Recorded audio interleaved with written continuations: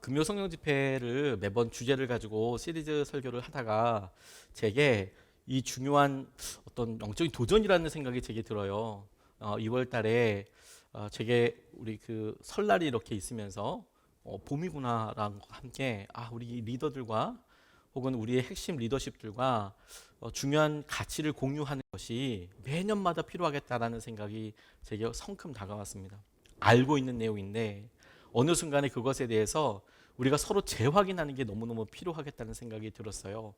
우리가 리더로서 사역하는 것, 그리고 우리가 사명을 가지고 살아가는 것, 그리고 오늘은 이제 교회에 대해서 생각할 때 알고 있다고 생각하지만 다시 한번 우리가 악기들의 튜닝을 조율을 하듯이 우리를 교회로 모이게 해주신 이유가 뭐고, 그래서 우리가 왜 함께 모이고, 그래서 우리가 어떤 일을 하나님께서 꿈꾸고 계시는지에 대해서 여러 번에 나눠서 보면 좋겠지만 그래도 가장 중심이 되는 핵심 한 가지를 이렇게 같이 생각해보고 붙잡고 싶습니다. 앞으로 매년마다 혹은 중요할 때마다 우리가 이런 핵심 가치들을 계속 서로 공유하고 가르치고 배우고 함께하고 그리고 업그레이드 시키고 할 수 있으면 좋겠습니다. 코로나로 인하여서 급속적으로 일어나게 된 일들 가운데 하나가 교회의 붕괴까지는 아니라고 하겠지만 교회 모임이 급속도로 와해 혹은 모이는 것이 쉽지 않아지는 것이 제일 피부에 다가오는 것 같습니다. 교회라고 이야기할 때 예전처럼 다 같이 모이는 형태의 것을 꿈꾸는 것이 이젠 될까? 이런 생각이 들 정도로 굉장히 어렵다 싶은 여러 환경적인 요소들이 많이 있죠. 근데 이런 환경적인 요소들보다 오히려 우리가 혼자서는 해볼 법하지만 교회에서는 뭔가 좀 꺼내놓고 하기 쉽지 않은 질문을 바로 하고 그 질문에 대해서 대답해 가면 좋겠다고 싶어요. 뭐냐? 교회는 여전히 필요할까요? 사실 교회를 하나님께서 주신 은혜의 사명으로 생각하고 사역하는 저에게 교회는 필요할까? 라는 제목에 필요하지!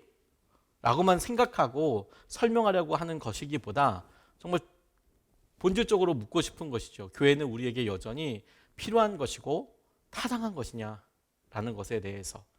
왜 그런 질문을 해보게 되냐면 제가 목회자이기도 하고 그렇지만 믿는 사람들만 만나고 그분들이 갖고 있는 생각만 접하던 것에서 이제는 유튜브를 보거나 혹은 뭘 봐도 교회에 대해서 부정적인 생각과 이야기를 하는 사람들이 많이 있는 거죠.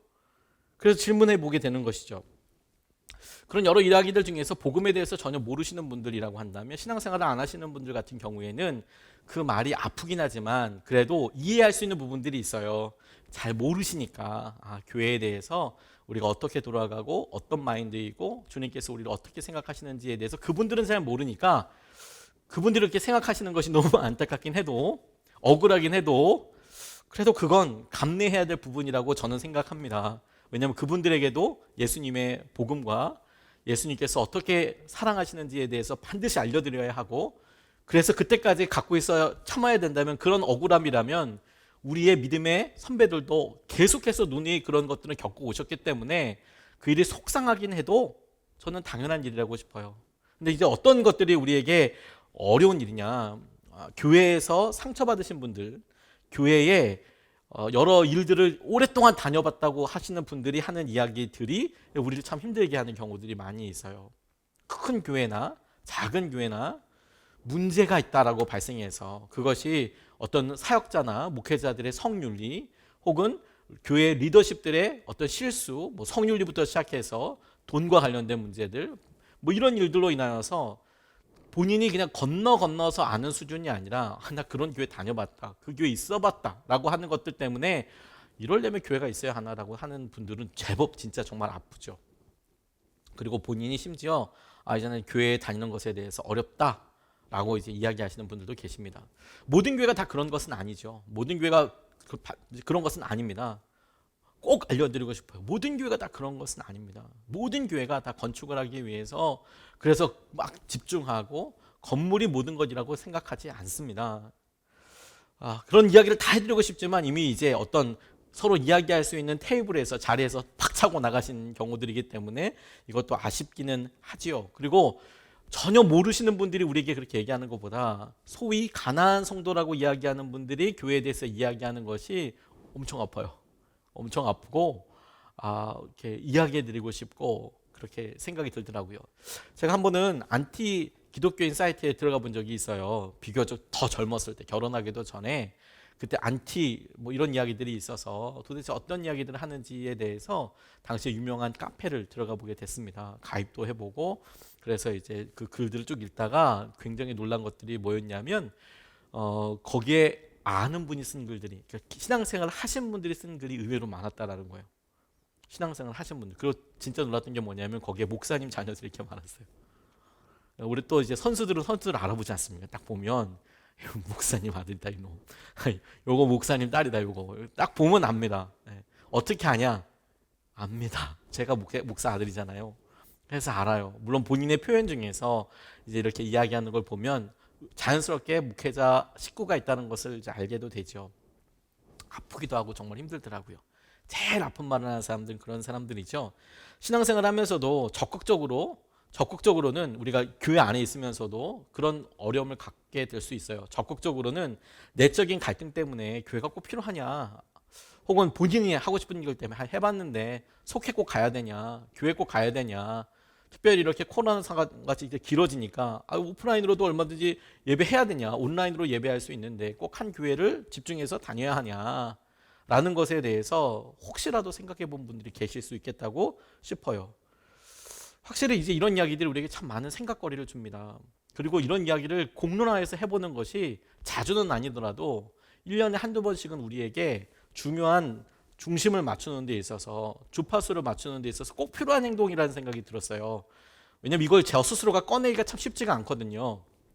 저도 설교를 오래 하다 보니까 성도님들이 관심 있어 하시고 듣고 싶어 하시는 주제들이 있어요.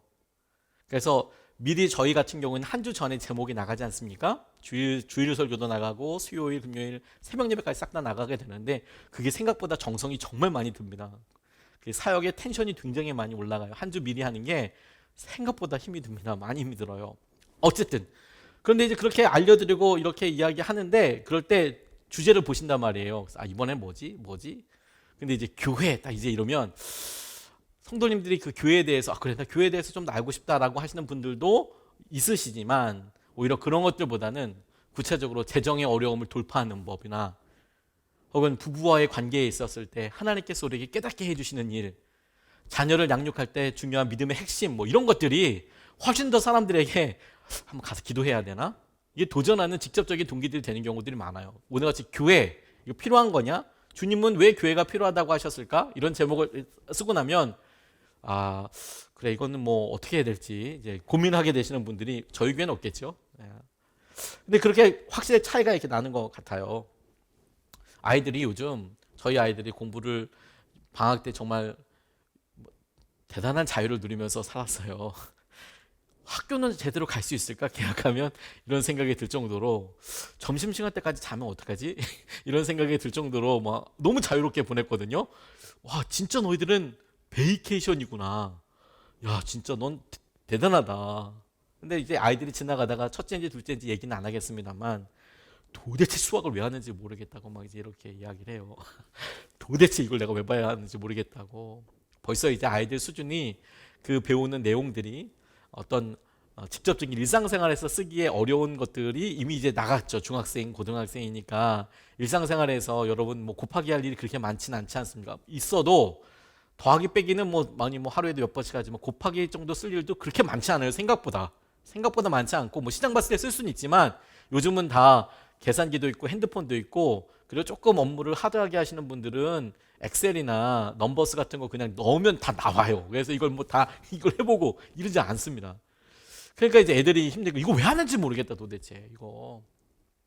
그런데 어느 순간에 저희들은 알죠. 그 순간에 그것을 배워가는 것이 그래 앞으로 고등학교를 졸업하고 나면 혹은 중학교를 졸업하고 나면 안 쓸 수 있는데 그것을 고민하면서 사고력이 는다?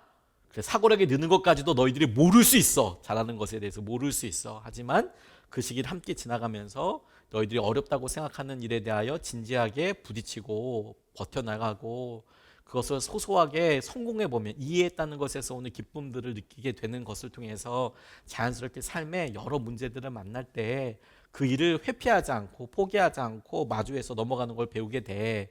이렇게 설명할 수 있는 여러 이유들이 있지 않겠어요? 믿음에도 딱 그와 같죠. 교회 왜 필요할까요? 교회가 왜 필요할까요? 라는 질문에 여러 개인적인 이유와 상황들을 이야기하고 싶지만 저는 딱 집중해서, 오늘 시간이 제한되어 있기 때문에 집중해서 이 질문을 통해서 접근하면 굉장히 우리에게 핵심을 들어갈 수 있겠다고 생각하게 됐어요. 뭐냐? 사람마다 붙잡고요. 가난한 성도들이나 교회에 상처받으신 분들이나 혹은 지금 어떤 여러 교회의 예전의 일들로 생각이 많으신 분들도 있을 수 있겠지요. 근데 여러 사람들의 관점과 여러 상황들이 있지만 반드시 고려해야 될 관점 하나가 있어요. 그게 뭐냐면 예수님 생각이에요. 단순히 예수님 생각이 아니라 교회를 만드신 분이 예수님이거든요. 교회를 만드신 분. 그래서 주님께서 우리의 상황을 보시고 우리들을 위해서 교회가 필요하다고 우리에게 주신 거잖아요. 우리가 달라고 그런 게 아니었고요. 우리가 주님 없이 이 세상을 버티기 위해서는 함께 할 수 있는 사람이 필요합니다라고 부탁한 게 아니었고요. 주님께서 교회를 허락하여 주셨어요. 교회가 필요하다고. 근데 지금 이제 우리가 보기에는 안 필요한데요, 주님. 제가 믿음 생활을 유지하는 데 있어서 공동체 모임에 가서 막 부딪히고 이렇게 하는 것보다 저 혼자 좀 깔끔하게 원하는 뭐 유명한 목사님들 설교 듣고 그리고 적당히 뭐 어디 굉장히 의미 있는 곳에 헌금처럼 이렇게 보내고 도네이션하고 그러면 제 생활이 아주 깔끔할 것 같은데요. 그건 이제 우리의 생각이고 우리가 지금 수학이 필요하냐 마냐 이런 생각이고 주님은 도대체 왜 교회가 필요하다고 하셨을까? 그리고 왜 필요하다고 하셨을 때 그 질문은 여전히 유효한가? 주님이 필요하다고 생각하셔서 우리에게 주셨는데 우리는 필요 없다고 얘기하지만 너희들한테 이게 꼭 필요해. 왜요, 주님? 주님이 생각하신 그 이유가 여전히 2000년이 지났지만 우리에게도 유효한 이유가 된다면 그래서 너희들한테 그게 필요해. 그러면 우리가 지금 느끼는 것이 사람들마다 차이가 많이 있잖아요. 교회는 꼭 필요해라고 아주 긍정적으로 만족하고 하시는 분들도 그분들에게도 혹은 정반대쪽에서 와 힘들다고 생각하는 분들에게도 합리적인 중심이 되겠다고 싶어요. 왜 주님은 교회가 필요하다고 하셨을까? 왜 주님은 그렇게 생각하셨을까? 우리에게 교회는 왜 필요할까? 오늘 본문이 교회에 대해서 설명하는 여러 성경 말씀 구절이 있는데 그중에서 제일 많이 뭐 교회 그러면 잡혀져 있는 설교 할 때 이 본문으로 많이 쓰이거든요. 근데 이 본문을 잘 알고 있지만 꼭꼭 씹어서 다시 한번 좀 묵상해 보고 싶어요. 주님은 왜 교회가 필요하다고 하셨을까? 라는 질문의 첫 번째 대답으로 주님께서 무엇을 중요하게 여기셨나를 같이 주목해 보고 싶어요. 왜 교회가 주님은 필요하다고 얘기하셨을까? 그러면서 오늘 본문에서 주님이 중요하게 여기셨던 것, 뭘 중요하게 여기셨냐, 무엇을 중요하게 받으셨고 의미로 잡으셨냐? 고백입니다. 고백. 그것도 주님을 향한 고백. 그걸 굉장히 중요하게 여기셨어요. 15절로 17절까지 말씀을 보면 예수께서 그들에게 물으셨다. 그러면 너희는 나를 누구라고 하느냐? 시몬 베드로가 대답하였다. 선생님은 살아계신 하나님의 아들 그리스도십니다. 예수께서 그에게 말씀하셨다. 시몬 바요나야, 너는 복이 있다. 너에게 이것을 알려주신 분은 사람이 아니라 하늘에 계신 나의 아버지시다 라고 이야기합니다. 그리스도의 신 예수님이 누구인지를 알게 하시려는 목적을 이루신 사건이라고 싶어요. 다시 예수님께서 제자들과 함께 다니신 게 처음부터가 아니었어요. 처음에는 많은 무리들이 있었는데 주님께서 그 무리들과 다니시면서 당신의 사람들을 부르셨습니다.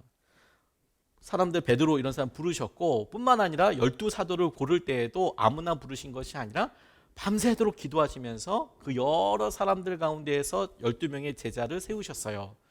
그래서 그 12명의 제자들과 함께 같이 다녔지만 실제로 12명만 다닌 건 아니었고 예수님을 따라다니는 수없이 많은 무리들이 있었습니다. 매번마다. 왜? 예수님과 함께 병을 고치는 능력과 하나님께서 함께 하신다는 여러 능력과 기사와 이적이 막 드러났거든요. 사람들 엄청 모였습니다. 그런데 주님께서 사역의 결정적인 변화를 가지고 오셨던 순간이 오늘 이 베드로 고백과 함께 하게 되는데 처음에는 무리들 앞에서 설교하시고 기사와 이적을 일으키니까 사람들은 또 얼마나 놀라요. 눈먼 사람이 눈 뜨고 막 이렇게 막 앉은 사람 막 일어나고 막 이러니까 소문이 막 갑자기 막 폭발적으로 팍팍팍 터져서 나도 아프면 누구 찾아가야 돼요? 예수님 찾아가야 돼요. 그래서 하다못해 예수님 지나가고 날 때 그 길목에 서서 다윗의 자손 예수여 나를 불쌍히 여기소서라고 외치는 그런 사람들도 여럿 있었어요. 성경에 여럿 나옵니다. 다윗의 자손 예수여 예수님 나를 불쌍히 여겨주십시오라고 간절히 소리지는 사람들도 있었습니다. 무리들에게 그렇게 이야기하셨는데 그렇게 하나님께서 예수님을 통하여 하시고자 하셨던 것이 뭐냐? 천국이 가까웠어. 회개해. 그 말이 의미하는 것은 아담 때서부터 하나님이 말씀하셨던 이제 너희들의 죄, 너희들의 연약함 그것을 끊어서 하나님과의 관계를 회복시켜 주실 그 때가 되었어. 주님께서 여러 선지자들 통해서 그리고 역사적으로 사람들을 구속하기 위해서 구원하시기 위한 당신의 계획들 가운데 이제 마침내 가장 중심과 정점인 예수님이 이 땅에 오셨는데 정작 사람들은 못 알아봤어요. 그래서 예수님의 사역이 뭐였냐면 사람들 불러놓고 설교하고 병 고칠 때 목적이 뭐였냐면 당신께서 하나님이 성경에 말씀하신 그분이라는 거, 당신께서 우리 모두의 구원자이시라는 거, 그걸 알게 하는 게 목적이었어요. 병을 고쳐주는 게 목적이 아니었고요, 귀신을 쫓아내는 게 목적이 아니었습니다. 당신께서 하나님께서 약속하셨던 그 그리스도 메시아, 그러므로 그분을 통해서 우리의 죄가 용서함 받고 우리가 하나님께서 이루신 놀라운 은혜를 누리게 될 바로 그분이라는 것을 알게 하는 데 목적이 있었어요. 근데 사람들이 몰랐습니다. 분위기 가운데는 이렇게 몰랐어요. 그렇게 많은 사람들이 있었고 병 고친 사람이 있었는데, 그래서 이 사건이 왜 중요하냐면 주님께서 마치 우리가 수업을 하거나 아이들한테 중요한 것을 이야기할 때, 심부름을 시킬 때 다시 확인하듯이 내가 무슨 말 했지? 내가 한 말 너 이해했니? 라고 이야기했을 때 딱 그와 같이 너희들은 나를 누구라고 하니? 사람들은 나에 대해서 뭐라고 하니? 예레미야요, 엘리야요. 그래, 뭐라고 하는지 중요하지. 하지만 너희들은 나를 누구라고 하니? 주는 그리스도이시고 살아계신 하나님의 아들이십니다. 주님께서 그 고백이 사람들에게 한 명이어도 좋으니까 그렇게 인식이 바뀌고, 자기의 필요, 자기의 연약함을 넘어서서 하나님께서 어떤 계획을 누리고 하셨는지, 그분이 예수님을 통해서 어떻게 우리 가운데 있었는데 알아차릴 수 한 사람, 그 일이 일어난 것을 주목하셨어요. 그걸 중요하게 생각하셨어요. 베드로가 랍비가 아니라, 좋은 선생님이 아니라 그리스도이신 예수님이 그리스도이시라는 것을 아는 것, 고백하는 것, 그것을 하나님께서 너무너무 중요하게 생각하셨어요. 왜?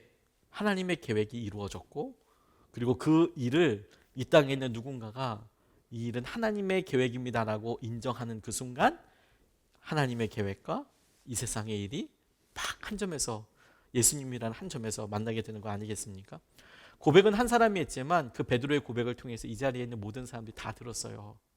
주님은 그리스도이시고 살아계신 하나님의 아들입니다라고 베드로가 고백했지만 예수님이 곧 너 그거 하나님께서, 아버지께서 알게 해주신 것이다, 그 일이 사실임을, 주님께서 직접 그 일이 참임을, 그래 네 말이 맞다라고 공인해 주시는 시간이었어요. 그래서 그 자리에 있는 사람들은 전에는 어떤 생각했는지는 모르겠지만 베드로를 통해서 예수님이 그리스도이시구나 라는 것을 알게 됐어요. 이제 확실하게 본인도 답해 주셔서 딱 내가 그리스도야, 베드로의 고백을 통해서 제자들도 다 알게 됐어요. 그리고 이 일을 통해서 거기에 있는 모든 사람들은 앞으로 예수님을 그리스도라고 고백할 수 있는, 우리가 오랫동안 기도해왔던 우리의 구원자라고 이야기할 수 있는 굉장히 중요한 순간을 맞이하게 된 겁니다. 그리고 여러분, 이것이 주님께서 여전히 중요하게 생각하시는 일이라고 싶어요. 예수님께서, 하나님이 그렇게 전부터 성경의 모든 말씀을 통하여 우리에게 약속하셨던 바로 그분, 우리를 구원하실 분, 우리의 그리스도이시구나, 우리의 죄를 담당하실 분, 하나님과의 관계를 회복하실 분이시구나 라는 것을 사람들이 깨닫게 되는 일을 예수님은 너무너무 중요하게 생각하셨어요. 그럼 다시 처음에 질문으로 들어가 보죠. 그 일은 여러분 여전히 우리에게도 유효한 일인가요? 여전히 2000년이 지나도 주님께서는 그 일을 정말 원하실까요? 당연하죠. 주님은 여전히 그 자리에서 그 사람들 고백을 들으셨던 것처럼 우리의 고백을 들으시죠. 지난주 주일에 저희가 세례 간증과 함께 너무너무 놀라죠. 세례 간증 때마다 저는 정말 기적이 일어나는 것 같습니다. 하나님과 예수님과 관련 없이 살았던 그게 몇 년이었든지 간에 주님께서 그의 영혼을 설득하시고 만나셔서 마침내 나의 주님이라고 고백하게 되는 것은 기적적인 일이죠. 하나님이 그 일을 정말 중요하게 여기신다는 거예요. 그걸 주목하고 계신다는 거예요. 그리고 여전히 그것은 예수님의 목적이기도 하고 하나님의 계획이기도 합니다. 디모데전서 2장 4절 말씀에 보면 이렇게 나와 있어요. 하나님께서는 모든 사람이 다 구원을 얻고 진리를 알게 되기를 원하십니다. 하나님께서는 모든 사람이 다 구원을 얻고 진리를 알게 되기를 원하십니다. 여전히 모든 사람이. 그러니까 여러분, 이 베드로의 고백 때는 첫 번째 크리스천이 나온 거예요. 1호 크리스천이라고 그래야 되나요? 1호 등록교인, 1호 교인은 베드로인데 얼결에 고백한 거였어요. 주는 그리스도시고 살아계신 하나님의 아들입니다. 그것을 예수님께서 인쳐주시고 당신의 역할과 당신의 의미를 명확하게 알려주셨죠. 이거 우리에게 너무 소중해요. 뿐만 아니라 주님께서 여전히 우리에게 원하시는 일이기도 하십니다. 아직 주님이 이와 같은 뜻이 충분하다고 말씀하지 않으셨어요. 아직 우리에게는 많은 사람들이 여전히 하나님을 다 알아야 하겠고 구원을 얻고 진리를 알게 되는 데까지 기다리는 사람들이 여전히 많습니다. 여전히 많습니다. 그게 우리에게 너무너무 중요한 도전이라고 싶어요. 두 번째로 이 유명한 말씀에서 우리가 주목하고 싶은 것은 왜 교회가 필요하다고 하셨을까라는 거예요. 주님이 뭘 중요하게 여기셨나, 뭘 주목하고 보시나, 고백을 중요하게 여기신다. 지금도 그 고백이 여전히 유효하고 중요하게 여기신다라고 봤을 때 두 번째로 왜 그러면 교회가 필요하다고 만드신 걸까? 왜 교회가 필요하다고 생각하셨을까? 예수님은 18절에서 저는 발견했습니다. 나도 너에게 말한다. 너는 베드로다. 나는 이 반석 위에다가 내 교회를 세우겠다. 너는 베드로다. 이 반석 위에 내 교회를 세우겠다라는 것은 베드로가 주는 그리스도이시고 살아계신 하나님의 아들이십니다라고 고백한 그 믿음 위에 내 교회를 세우겠다. 앞으로 내 교회를, 이 교회 공동체를 세우겠다. 여기서 말하는 교회도 각 개인은 아닙니다. 베드로 혼자가 교회가 아닙니다. 나의 공동체를 세우겠다. 교회를 세우겠다라고 말씀하시는 것인데 그 이유를 왜 교회가 필요하다고 얘기하셨을까? 바로 그 다음에 이어지는 말씀에서 저는 발견했어요. 죽음의 문들이 그것을 이기지 못할 것이다.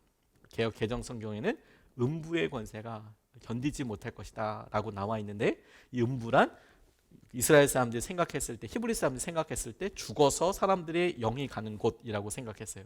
음부의 권세라고 나와 있지만 이 권세도 대문이라는 의미예요. 권세가 있다, 대문이 있다. 그래서 세번역 성경에는 아예 죽음의 문 이렇게 표현을 해놨습니다.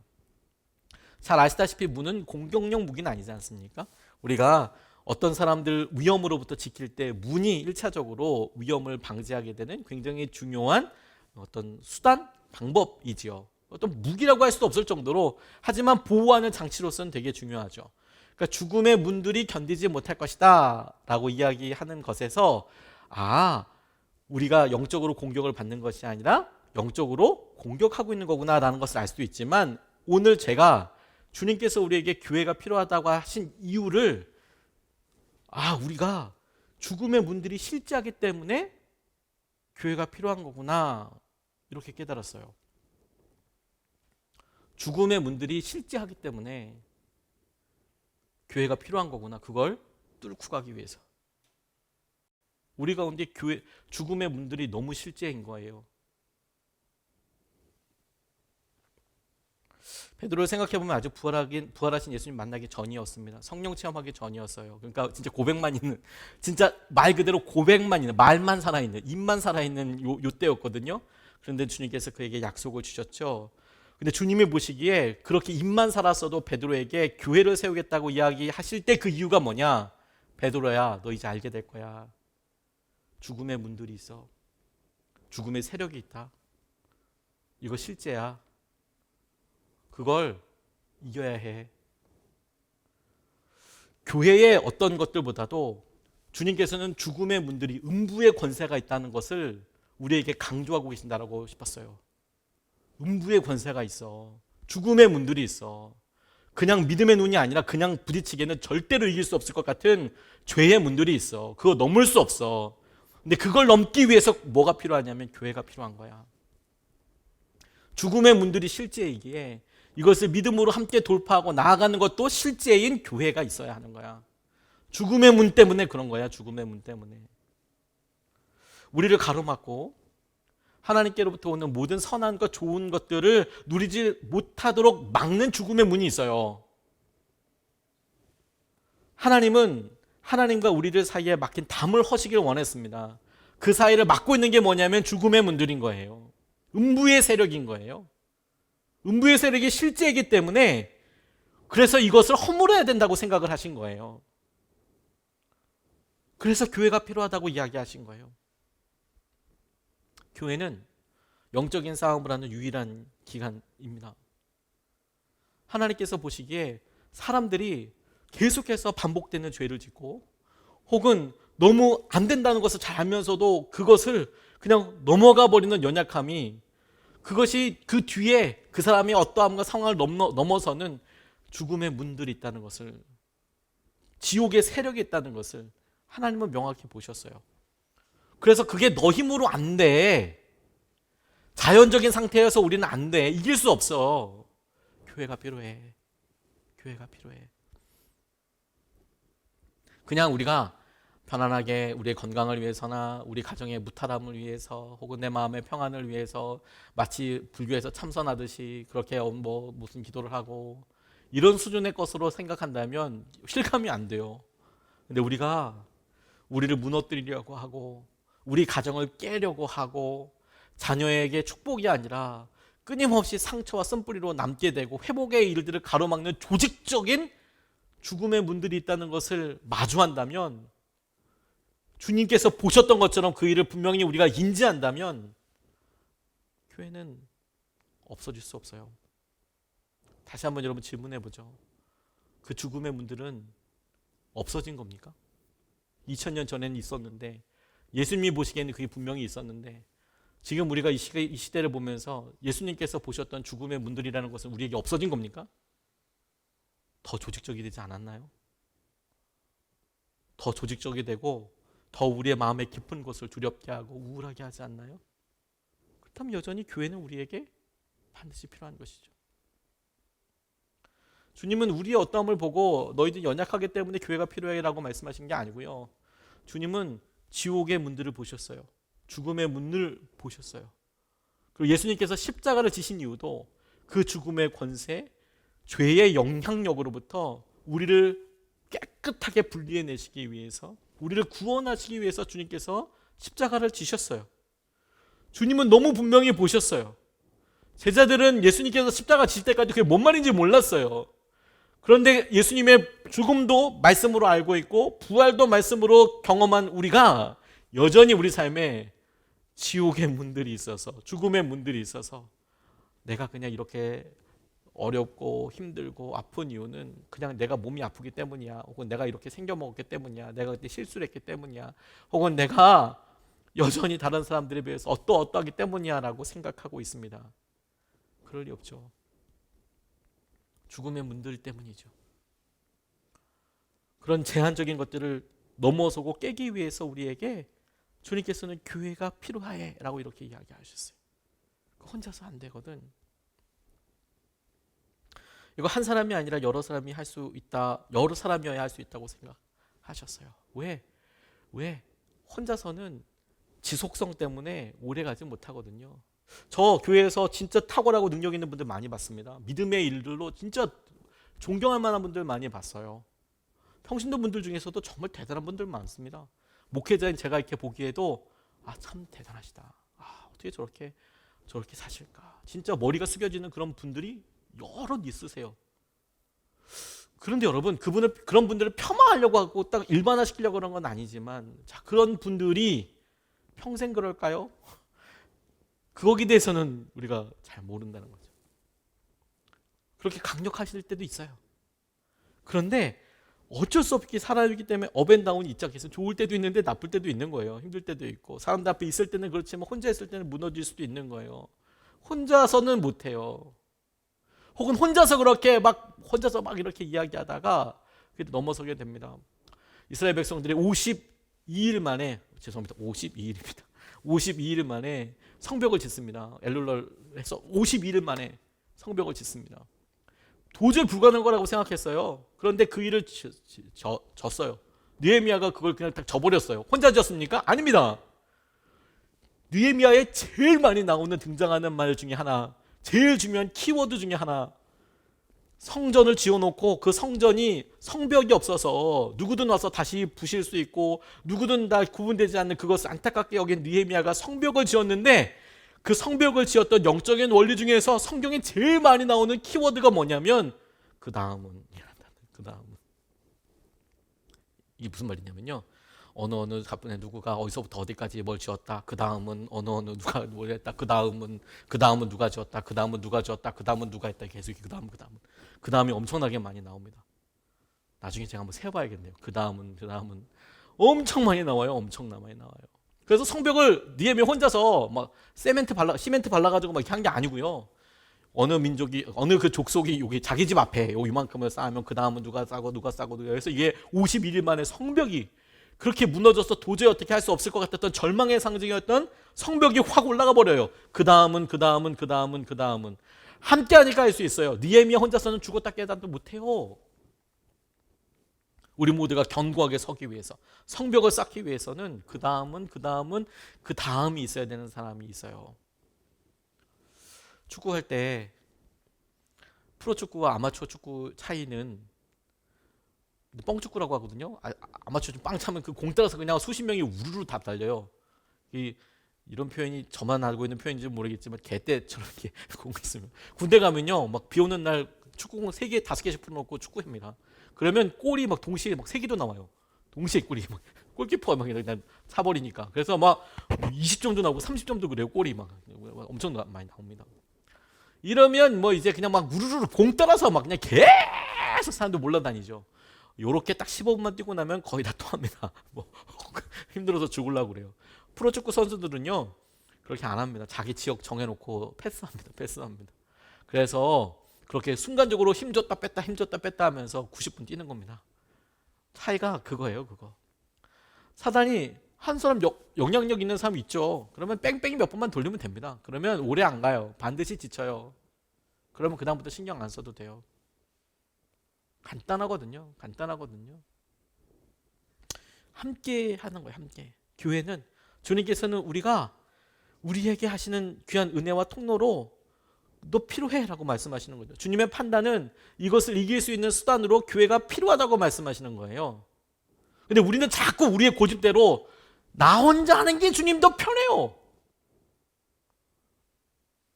내 믿음 생활을 유지하는 데에서 나 혼자 하는 게 더 편해요. 간편해요 라고 이야기하죠. 그래서 주님의 조제하신 약보다, 주님의 처방보다, 아우 주님, 내가 내 몸인데 몰라요? 내가 내 믿음인데 몰라요? 내가 내 믿음인데 모르겠어요 주님? 나 혼자 하는 게 편해요. 이런 걸 민간 처방이라고 그러면 안 돼요. 망해요. 우리가 우리 자신의 평안과 그냥 큐티하는 수준에서, 뭐 그냥 큐티가 나쁘다는 건 아니고 저도 맨날 하는 거지만, 그냥 그렇게 변하지 않는 한결같은 삶, 한결같이 풍요로움을 느낄 것 같은 그런 삶을 위해서, 그런 거라면 뭐 더 할 어떤 열정과 믿음의 도전이 없어 보일 수 있죠. 하지만 우리가 예수님께서 주목하셨던 죽음의 문들을 우리도 인식한다면, 그 죽음의 문들의 견고함과 그것으로 인해서 무너지고 있는 사람들을 본다면, 우리가 마땅히 누려야 될 것들 중에서 누리지 못하고 있는 것들을 깨닫는다면, 주님께서 우리에게 말씀하신 것에 우리도 동의할 수밖에 없을 거예요. 여전히 우리 앞에 있는 죽음의 문들이 견고하고 힘들다면, 그것을 무너뜨리고 그것에 대적할 수 있는 것은 예수 그리스도의 이름과 그 예수 그리스도를 믿는 교회밖에 없어요. 다시 한번 여러분, 2000년이 지났는데 사단의 세력은 완전히 무너진 겁니까? 견고하게 막고 있는 그 담은 다 허물어진 겁니까? 우리의 실제 삶에서 죄의 역사가 분명하다면 여전히 우리에게는 교회가 필요한 것 아니겠습니까? 주님께서 교회를 통해서 그런 일을 이루세요.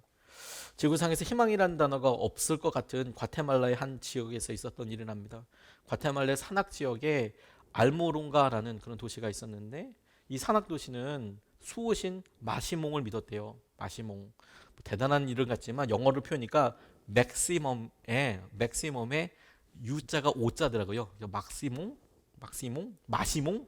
그러니까 뭐 맥시멈이니까 제일 뭐 큰 뭐 이런 뜻일까요? 뭐 맥시멈이라고 얘기할 때 그 맥시멈이요. 막시몽이라는 그런 우상을 믿었대요. 이 도시 전체가.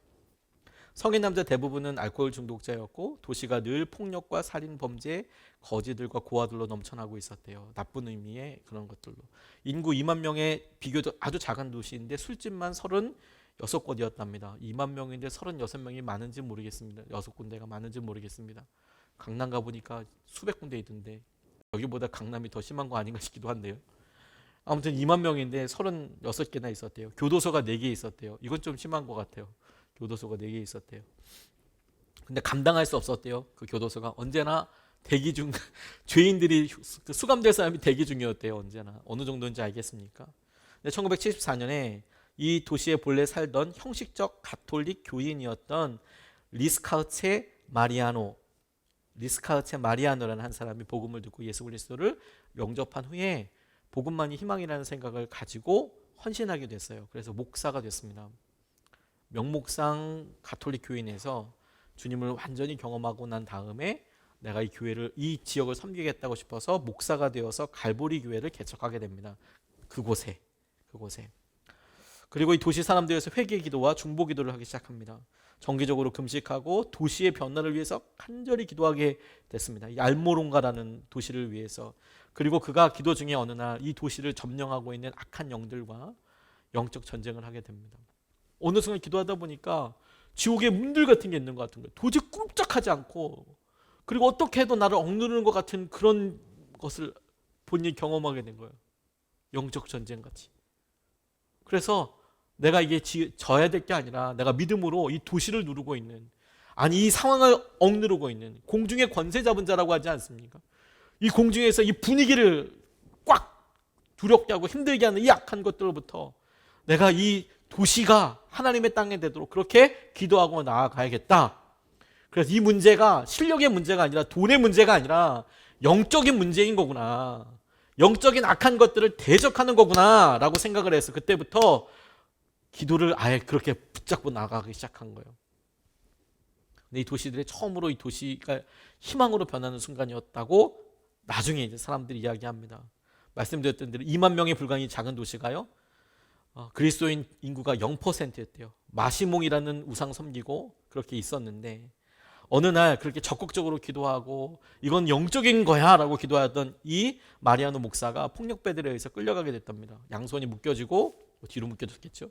입에, 죄송합니다만 이게 영화 때 나오는 거지만 좀 상상하기가 좀 그렇네요. 입에 폭력배가 총을 넣고 방아쇠를 여러 번 당겼대요.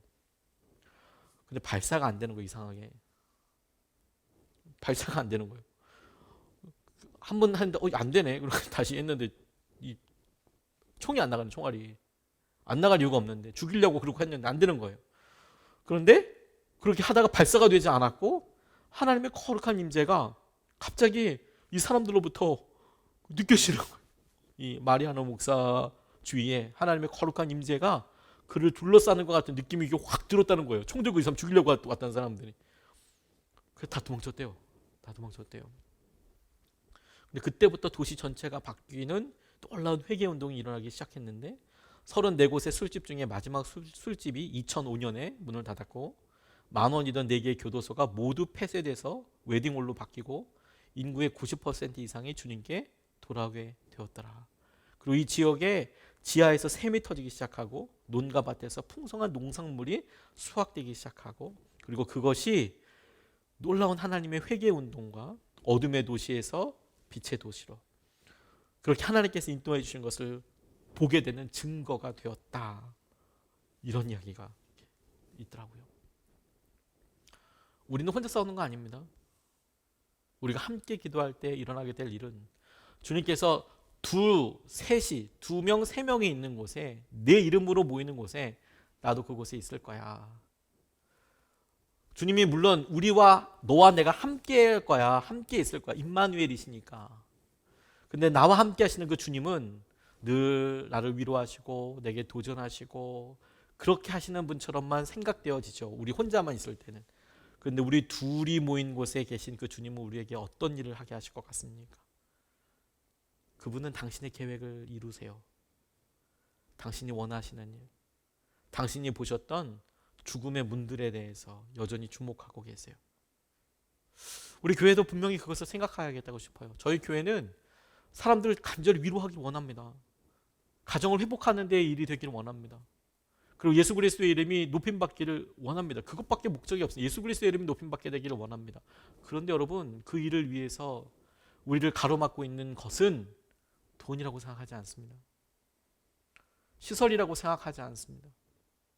우리가 믿고 있는 것은 예수 그리스도의 보혈과 은혜를 무로 돌려버리고 싶어하는 사단의 계획과 악한 영들의 세력이 있고, 그리고 그 죽음의 문들이 우리가 무언가를 하려고 할 때 우리의 마음을 누르고 우리가 벗어날 수 없게 하고 도저히 안 될 것 같다고 생각하는 선입견과 오래 경험되어 있었던 실패감과 우리가 무능력하고 무기력하다고 계속해서 우리 스스로를 계속 쇠뇌하는 그런 것들로부터 아니야.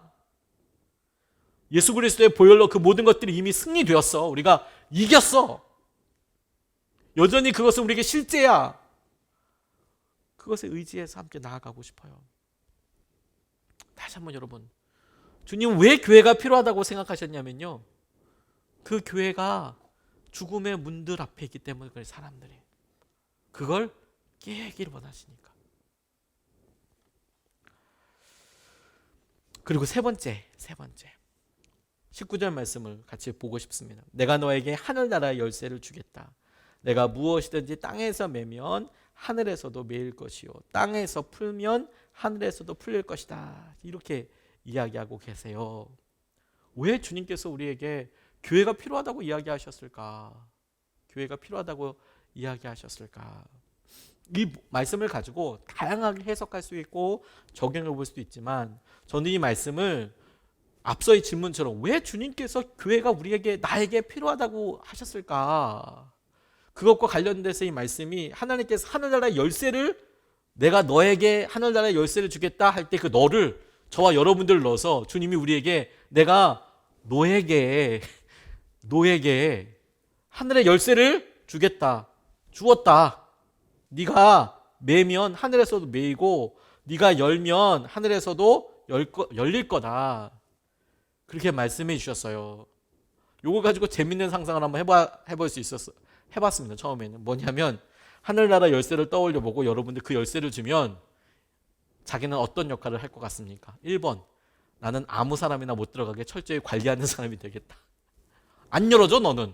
너는 안 돼. 너는 말을 그렇게 하기 때문에 안 돼. 너 그때 안 좋은 일 있었잖아. 안 돼. 안 열어줘. 이렇게 꼭 이렇게 잠궈놓고 매는데, 난 주로 열쇠를 매는 데만 쓰겠다. 메워놓는 데만. 절대 못 들어가게. 나를 통과해서만 가야 되는데 이렇게만 쓸 건가? 아니면 그 열쇠 활짝 열어놓고 주위에 여러 사람들 불러 나오는 목적으로 쓰게 될 건가? 나는 그 사이에 나를 꼭, 내가 이게 매는 권세를 주셨으니까, 하늘 열쇠를 내게 주셨으니까 내가 거기 꼭 들어가서 내가 주번이고 반장인 것처럼 내가 꼭 거기서 꼭 생색을 내며 그런 역할을 하려고 내가 있는 거, 그렇게 쓰임 받을까? 아니면 하나님께서 내게 그런 전권 대사처럼 네가 결정한 대로 다 되게 해줄게. 그래. 하나님, 하늘나라에 가는 것, 그걸 가기 위해서 구약에 있는 사람들은 별의 별일을 다 했는데 하나님 그런 놀라운 일들을 저희에게 주신다고요? 저라면 열어놓고 들어가라고, 여기에 문 있다고, 여기에 길 있다고, 이리로 들어가면 된다고 하나님께서 우리에게 보여주시고 알려주신 그것을 우리에게 주신 열쇠라고 표현한다면, 우리 예수님께서 우리에게 이런 일을 하셨고 그 예수님은 우리가 이렇게 믿고 따르는 것을 통해서 구원받을 수 있다고 열어놓는 일에 쓰임받고 싶지 않습니까? 상상을 하면서.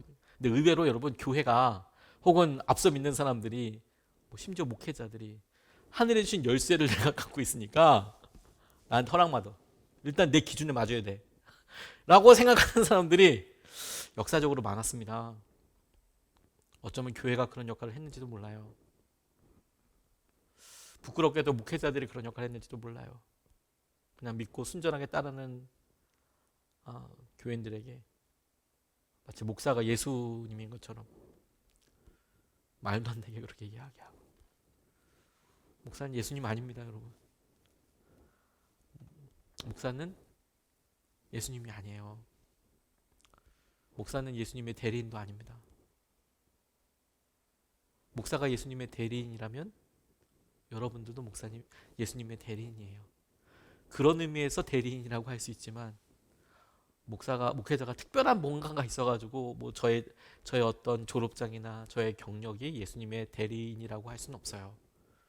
예수님은 예수님이시죠. 우리 모두는 죄인이고요.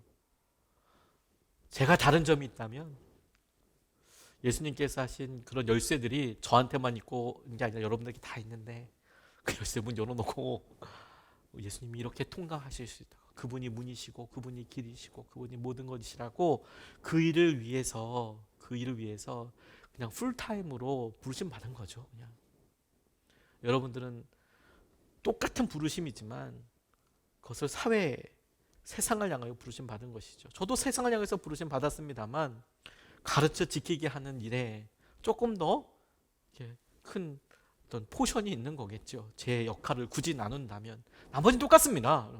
예수님만 존귀하시죠. 다른 사람은 아무것도 아니에요.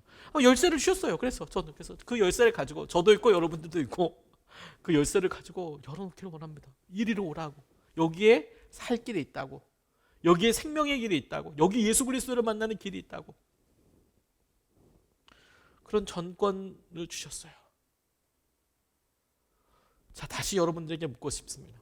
이 일은 2000년 전에만 있었을 필요한 일입니까? 아니면 지금도 여전히 필요한 일입니까? 예수님께서 왜 우리에게 교회가 필요하다고 이야기하셨을까? 당시에는 교회가 없었잖아요. 베드로의 고백이 1호 크리스천이라면서요. 엄밀한 의미에.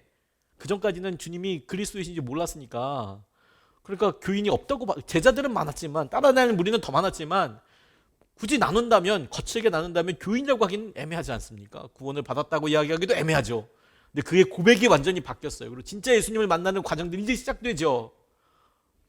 그래서 그때 주님께서 그 고백을 받자마자 주목하신 그 고백 위에 교회를 세우시겠다고 이야기하시면서 그때 베드로는 필요도 몰랐다니까요. 아직 핍박이 시작된 것도 아니고 아무것도 시작되기 전인데 너 교회를 세울 거야. 교회가 너한테 필요해.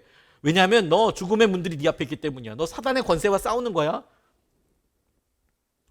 그래서 너 교회가 있어야 되는 거야. 여전히 그 일이 지금도 그렇다면 우리가 꼭 필요한 것이죠. 두 번째로 뿐만 아니라 여전히 하늘 문을 열어야 될 누군가가 필요하다면 그게 2000년 전에 한번 열렸다가 그게 어느 순간 닫혀진 게 아니라면 여전히 그리로 들어가야 될 사람이 많은 거라면 그러면 교회는 여전히 필요하지 않겠습니까? 반드시. 근데 여러분 여기에 우리가 처음에 고민하고 여러 상황들 가운데 있었던 여러 곁가지들을 생각해 봐야 합니다. 이 두 가지가 본질이잖아요. 근데 정작 우리가 교회가 나한테 필요 없는 것 같아 라고 생각이 들 때 이 두 가지 문제로서 아니야 이게 다 나한테 있어서 난 사단의 권세를 나 혼자 이길 수 있어. 나 혼자서 내가 문 활짝 열어놓고 나 전도할 수 있어. 꾸준히 20년 30년 주님 오실 때까지 할 수 있어. 이런 답변이 아니라 우리가 교회가 필요 없어라고 이야기할 때 어떤 사람 때문에 교회가 필요할까 싶어. 오히려 교회가 사람들에게 전도되는 통로가 아니라 사람들을 천국에 못 가게 막는 콘크리트 벽을 치는 것 같아. 교회 안에서 문제가 있고 사건이 있고 여러 염려가 있고 어떻게 세상에서 나는 일을 교회에서 저렇게 해. 이런 여러 문제들이 안타까운 일임에 사실 없고 그것 때문에 울어야 되고 회개해야 되고 다 동의가 되는데 그것 때문에 교회가 없어져야 해 라고 이야기할 수는 없는 거예요. 교회를 만드신 분이 여전히 필요하다고 생각하신다면 그거의 효율은 그게 있어서 효율은 어떨지 모르겠어요. 근데 그 목적이 죽음에서 생명을 만드는 거잖아요. 우리의 간절한 소원은 그냥 이 생명이 많이 커지고 삽시간에 커지길 원하지만 교회에 상처도 많고 아픔도 많아서 별로 효율이 없어요. 그래도 세상에 생명을 전하는 것은 교회밖에 없기 때문에 효율이 없고 상처가 되고 어렵게 하는 것 같지만 그럼에도 불구하고 교회는 정말 꼭 필요하죠. 꼭 필요하죠. 그리고 거기에 우리가 감히 꼭 이야기해야 될 것이 있어요. 교회를 몸이라고 이야기하는 겁니다. 몸이라고. 주님의 몸이라고. 주님의 몸이라고 이야기하신 것은 주님이 만질 수 있는 그런 몸의 형태로 오신 것을 떠올리게 되는 것이지요. 교회가 그냥 사이버에서만 존재하고 사이버 교회를 무시하는 게 아니라 그렇게만 존재한다면 주님은 교회를 몸이라고 이야기하지 않으시고 영이라고 이야기하셨을 거예요. 굳이 만질 필요 없잖아요. 그냥 뭐 보고 기도할 때 그냥 나타나시고 그럼 되지 않겠습니까? 성육신도 필요 없었을 거예요. 꿈속에 나타나시면 되잖아요. 화끈하게. 나는 사랑한다니까. 내가 구원했어. 나 믿어 안 믿어? 그 꿈속에서 막 기적을 막 일으키죠. 눈 떠보니까 막 병이 다 나아 있어요. 그리고 그 다음날 꿈에 확인 사살. 내가 그랬다니까 내가. 그러면 사람들 다 믿겠죠. 근데 주님 몸으로 나타나셨어요. 아기로. 부활하시고 나서도 주님께서 그냥 나 부활했다. 그리고 그냥 하늘에 그냥 얼굴 이렇게 크게 대따시만하게 나타나셔가지고 내가 나타났다니까 나 부활했다. 어? 확인했지. 이렇게 하고 하면 되는데 그렇게 안 하시고 제자들 밥 먹는 자리에 가셔서 부활한 당신의 몸을 보이시고 만져보라고 여기 만져볼 사람 있으면 만져보라고 옆구리도 좀 보라고 그렇게 이야기하셨어요. 몸을 굳이 가지고 가셨어요. 당신께서 생각하신 교회 그게 몸이라면 교회는 반드시 이렇게 함께 모이고 함께 우리의 연약함을 나누고 피부와 피부를 굳이 이렇게 부대끼고 살진 않지만 우리가 가깝게 몸을 함께 하고 만나고 그 일 때문에 상처가 더 많아요 주님이라고 하더라도 주님이 그렇게 아니면 우리의 이 강팍한 마음을 만지실 수조차 없기 때문에 우리를 만지시고 훈련시키시고 이끌어주시고 인도하여 주시는 거라고 저는 100% 믿습니다. 그거 아니면 우리 변하지 않거든요. 그런 의미에서 여러분 교회는 실패하지 않습니다. 하는 것처럼 보여도 실패하지 않는다고 저는 믿습니다. 왜냐하면 교회의 생존 자체가 이렇게 살아있는 것 자체가 주님이 살아계시다는 증거가 너무 확신하니까. 저와 여러분들이 그렇게 살게 될 테니까. 교회가 연약한 모습이 당연히 있죠. 교회는 예수님은 아니니까. 예수님의 연약한 육신처럼 우리가 그렇게 기능할 수도 있으니까. 그럼에도 불구하고 여전히 우리 가운데 몇몇 사람이 인공호흡기를 댔던 살아있는 그 생명은 진짜 생명이기 때문에 하나님께서 하시는 놀라운 은혜를 여전히 우리 가운데 일으킬 수 있는 것이죠.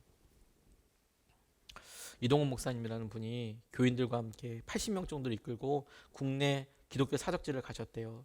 경상북도 영천이라는 곳에 자천교회라는 곳에 가셨답니다. 영천에 있는 경상북도의 영천이라는 곳에 자천교회가 있대요.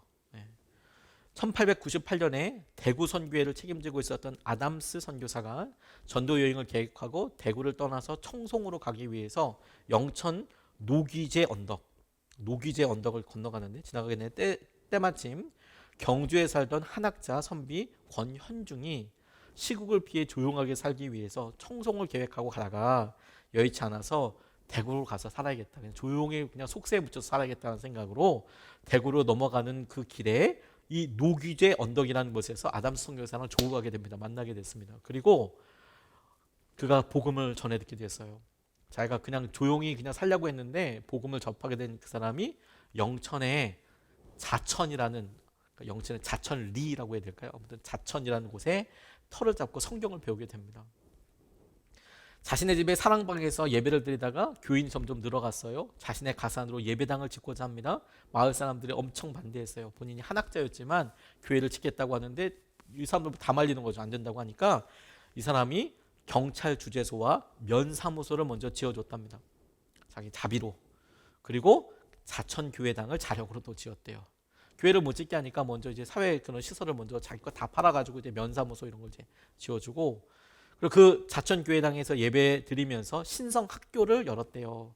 다음 세대 교육을 했습니다. 교회는 그게 자주 예배가 있는 건 아니니까 낮 시간에 애들을 데려다가 신성학교를 만들었답니다.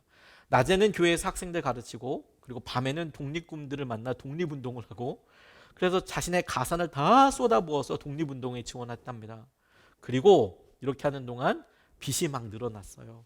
그리고 마지막에는 디귿자 한옥 한 채, 디귿자 뭔지 알죠? 이렇게 디귿자, 문 있고 디귿자로 있는 디귿자 한옥 한 채마저 그 동네 천석군 김영대에게 넘기고 세상을 떠납니다. 1929년에, 오래전이죠. 1929년에 그 사람들 가르쳐 보겠다고 교회 지어놓고 사람들 가르쳐 보겠다고 신성교회 이렇게 하고 신성학교도 세우고 막 교회도 세워놓고 자천교회도 세우고 이렇게 했는데 결국에는 죽었어요. 빚만 남기고 다 넘기고 죽었어요. 1929년에. 그런데 이 이동훈 목사님이 그 교우들 데리고 갔을 때 왜 그 교회 가게 됐냐면 거기 자천교회가 여전히 있는데 그 당시에 이동훈 목사님이 만났던 분이 손산문 목사님이라는 분인데 권현중 장로, 그분이 장로님이 되신 거예요. 한학자였던 그분이 같은 일생은 예수 믿고 가산을 탕진한 실패한 인생이 아니냐 이렇게 물으시다라는 거예요.